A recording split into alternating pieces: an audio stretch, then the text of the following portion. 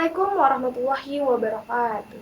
Bismillahirrahmanirrahim. Alhamdulillahirrabbilalamin. Wassalatu wassalamu ala asrafil anbiya'i wal mursalin Sayyidina Muhammad wa ala alihi wa sahbihi ajma'in. Hadirin yang dirahmati Allah, kita semua telah dikumpulkan di sini untuk meningkatkan keimanan dan ketakwaan kita kepada Allah Subhanahu wa Ta'ala.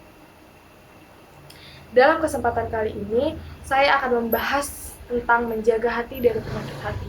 Hati yang menjadi pusat keimanan dan tempat segala perasaan ini tumbuh. Rasulullah SAW pernah bersabda, "Ketahuilah bahwa di dalam tubuh manusia ada segumpal daging. Jika ia baik, maka baiklah seluruh tubuh, dan jika ia rusak, maka rusaklah seluruh tubuh. Ketahuilah itu adalah hati." Hadis ini menjelaskan bahwa hati kita adalah pusat kendali. Kalau hati kita bersih, maka pikiran, ucapan, dan perbuatan kita akan baik. Tetapi kalau hati kita kotor dan penuh penyakit, maka yang keluar dari hati pun akan negatif. Salah satu penyakit hati yang paling sering muncul di usia remaja adalah dengki dan iri. Ketika teman lebih sukses atau lebih disukai orang lain, kita merasa tidak senang. Padahal nikmat itu semua datangnya dari Allah. Seharusnya kita ikut bahagia. Allah juga mengingatkan kita lewat firman-Nya, "Ataukah mereka dengki kepada manusia karena karunia yang telah Allah berikan kepadanya?" Quran Surat An-Nisa ayat 54. Allah tidak suka ketika kita iri dengan nikmat yang diberikan kepada orang lain. Karena itu artinya kita tidak rela dengan keputusan Allah. Penyakit hati lainnya juga yaitu ketika seseorang merasa paling hebat, paling tahu, dan paling keren. Padahal ilmu yang kita punya adalah titipan dari Allah. Ketika kita mulai merasa lebih dari orang lain, saat itulah kita sedang merusak diri kita.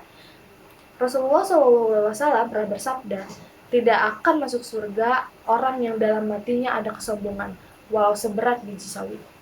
Inilah cara-cara untuk menjaga hati agar tetap bersih. Yang pertama, kita perlu untuk sering mengingat Allah. Hati kita terlalu keras karena terlalu sibuk dengan duniawi. Yang kedua, berteman dengan orang baik-baik. Lingkungan juga bisa menjadi pengaruh besar. Kalau kita berada di lingkungan yang suka bergibah dan iri, kita pun bisa terbawa. Tetapi kalau kita berteman dengan orang yang saling mengingatkan, hati kita pun akan ikut terjaga. Dan jangan lupa untuk selalu terus berdoa.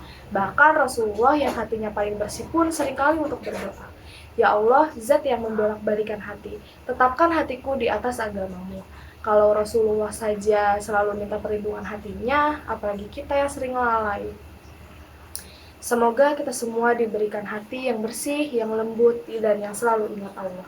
Hati yang selalu melihat orang lain sukses, jadi ikut bahagia, dan hati yang kelak bisa menjadi sebab kita masuk ke dalam surga. Sekian khutbah singkat yang bisa saya ucapkan dan saya sampaikan. Semoga bisa bermanfaat dan bisa mengamalkannya bersama. Wassalamualaikum warahmatullahi wabarakatuh.